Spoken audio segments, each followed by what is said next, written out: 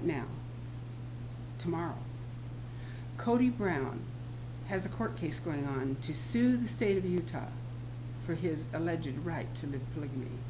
And according to the article that I just read in one of the magazines, Time magazine, Joe Darger says that since gay people can have marriages, and that's okay, that this is the perfect time to push polygamy because people should have a right to choose their own people that they want to bed and have sex with and those partners.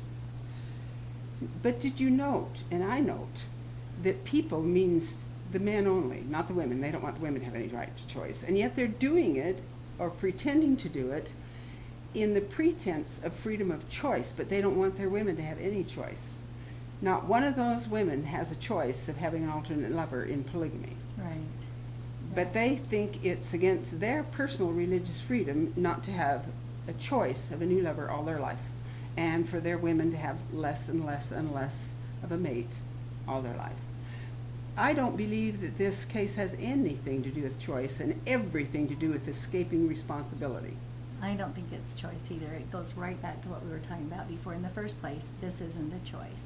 Right. Polygamy is a damnation, and do it or else. If it was really free will choice, if you and me and other women who are long out of that indoctrination and that belief decided we were going to share our husband just plain because we want to try it and see if it works, that's choice.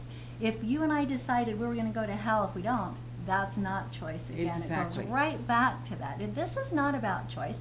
Not only that, it's about plural marriage. We're talking about multiple partners. I don't think there's even a comparison at all. I think partnerships, if somebody decides to be a partner and they want to be a partner with, say, like gay, not that I would advocate that, but I'm not. I think people have a right to have a choice, real, genuine choice.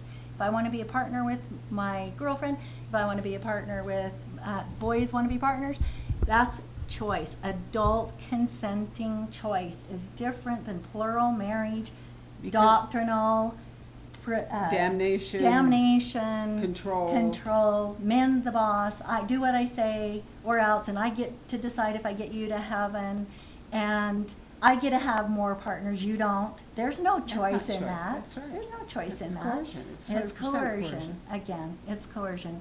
The concept of decriminalizing polygamy, not legalizing it. They don't want you to legalize it because if you legalized it, then the men would be legally responsible for the families they create. With it being decriminalized, they continue to be able to, without any guilt whatsoever, force the women and the children and the taxpayers to be responsible for the children they create. Right. And the women, or they go hungry in many cases. Look at the society. Any family that's large, any monogamous couple is financially strapped, bringing up a large family that they alone can have. Any of them. It's a difficult thing to do. And yet these men want to create all of these families without any legal responsibility. Sure, their secondary wives can file a paternity suit, but they can't collect. They can't collect because all he has to do is prove that he has so many children, there's nothing left over. And he can hold his money in another entity, another name, a corporation, a ranch, a business, and they cannot have access to it. It's in his name only, and it isn't even in his name. It's in another name. You can't touch it. Which is what most of the leaders and the powerful men in polygamous groups do. And the financial basis is like this, that it's common in polygamy to go out in Nowheresville and get some land. Form a corporation and incorporate into a city. That makes them eligible for money for roads, schools, post offices, anything a town has, police stations, everything a town has. Then they can incorporate in that town and bring that money that finances them into that people. And then those people have to pay 10% of their tithing, and they also work free for the group to get the town going, and it's being financed by the taxpayers' dollars. A lot of people don't understand that, and I explain that to you for this reason. Winston Blackmore had 7 child brides. Of course, many of them have been married to him a long time now, but none of them had the courage to testify against him. They were afraid. So they went in and did to him like they did to Al Capone. They got him on back taxes. So he got $4.1 million in back taxes that he personally owed the IRS. Now you tell me how an uneducated man that did nothing but be the bishop of a polygamous group got that much money. He got it the same way I'm explaining to you how the setup is. Paying the mayor, paying the police, paying, and they're all their self. Yes, yes. Colorado City did the same thing. And that's on record. Yeah. And when they arrested Warren Jeffs, he had, what, $51,000 cash, and he had all that big Yearning for Zion ranch, and he had all these things. And how did he get it? He got it by being the leader. And the people paying them. Exactly. Sending them their pennies. Exactly.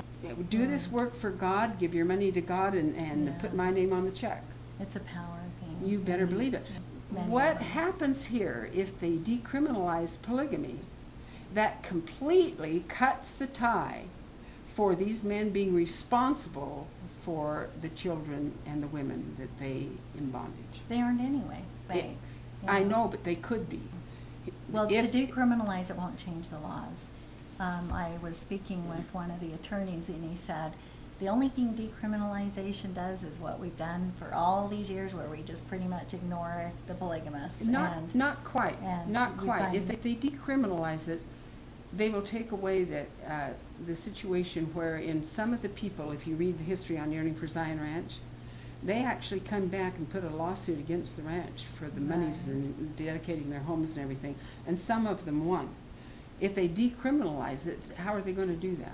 Now, if Utah wanted to, they would tell those guys, no, we are going to not punish you, but we're going to make you responsible.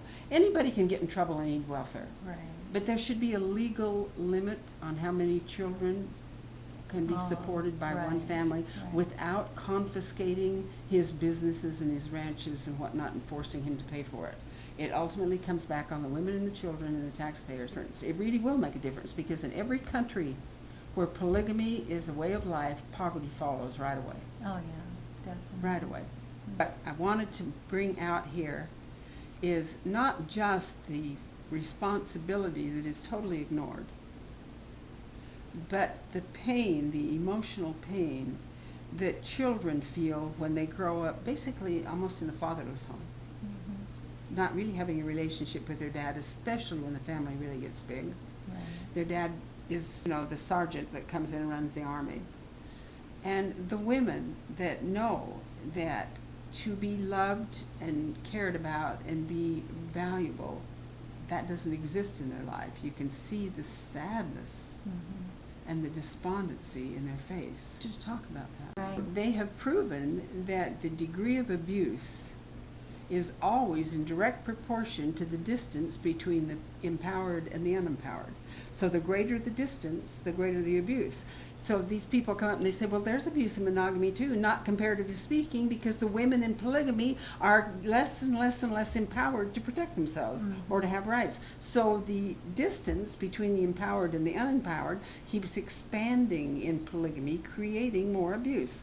They've also proven that children that grow up in fatherless homes, in the ghetto and in polygamy worldwide, have greater problems, there's greater crime, there's greater emotional, psychological. Yes. And then the contempt, that's the word I've had. If it gets bad, which it usually does, they bring children into that mess Yeah. and tell them they're going to be condemned if they don't do it. Oh.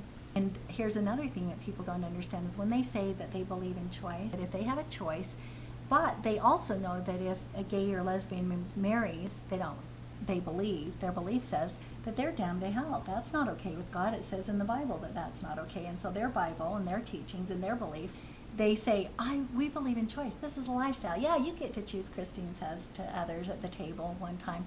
Yeah, I respect you. Everybody should have free agency. But she doesn't say, but if you do, you're going to hell. So we're the right ones. We're doing what God wants us to do because we're suffering through this and we're going to do what God wants us to do.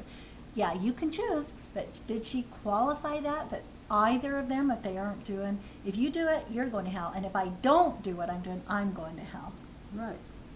No, it stopped No, right no, there, because because they want to act like this is free choice, free will, everybody, it's a lifestyle, and this is what we choose, so Because they're trying to leave us sell alone. a lie.